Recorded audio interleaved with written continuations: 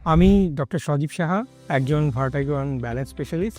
আমাদের দেশে হাজারো মানুষ একটি সমস্যা নিয়ে ভুগে, যে সমস্যাটি হলো মাথা ঘোরা বা ব্যালেন্সের সমস্যা। আজকে আমি কথা বলবো এই মাথা ঘোরা নিয়ে, তার মানে ভার্টিগো কি এবং এই ভার্টিগো এবং আদার ব্যালেন্স ডিসঅর্ডারের মধ্যে কি কি পার্থক্য আছে।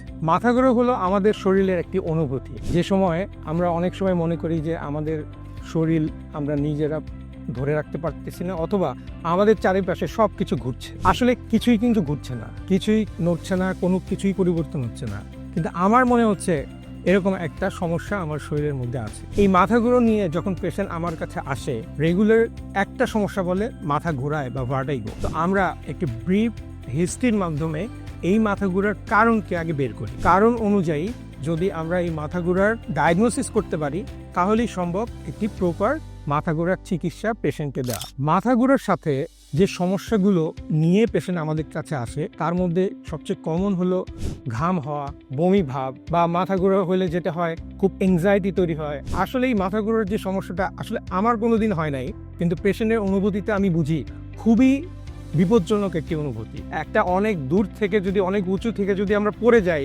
যেরকম অনুভূতি, মাথা ঘোরা এরকম একটি অনুভূতি। তো পেশেন্টের এই জন্য অনেক এংজাইটি কাজ করে, অনেক ভয় কাজ করে। এই সব কিছু নিয়ে পেশেন্ট আমাদের কাছে আসে। এখন আলোচনা করব এই মাথা ঘোরা কেন হয়। মাথা ঘোরানোর কেন হয় এটি জানতে হলে আমাদের জানতে হবে আমাদের শরীরের নর্মাল ব্যালেন্স সিস্টেম কিভাবে কাজ করে। আমাদের শরীরের চোখ, কান এবং আমাদের জয়েন্ট, এইগুলোর একটি সমন্বিত একটি সিগন্যাল যায় ব্রেনের মধ্যে। ব্রেন জিনিসটাকে প্রসেস করে এবং এই প্রসেসিংয়ের মাধ্যমে ব্রেন আমার শরীরে আবার একটি সিগন্যাল পাঠায়, যে সিগন্যালের মাধ্যমে আমরা আমাদের ব্যালেন্স মেনটেন করি। অনেক সময় হয় না যে আমরা একটা সিঁড়ি রেখে নেমে গেছি, কিন্তু সবসময় কিন্তু আমরা পড়ে যাই না, আমরা হাত দিয়ে এইভাবে ধরি।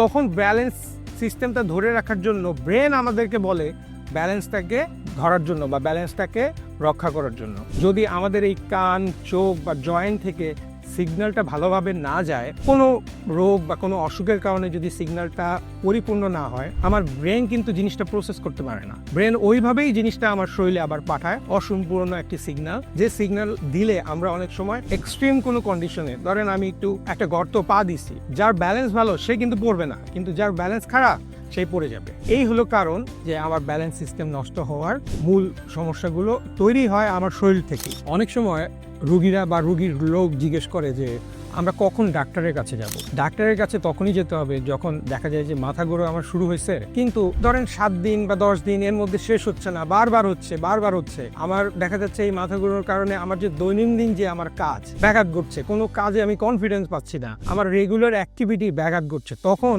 একটি মানুষের সত্যিকার অর্থে ডাক্তারের সাথে দেখা করা উচিত। বিশেষজ্ঞ একটি ডাক্তারের পরামর্শ অনুযায়ী যদি আমরা চিকিৎসা নিই, আমার মনে হয় এই মাথা ঘোরা থেকে পরিত্রাণ পাওয়া সম্ভব। ধন্যবাদ।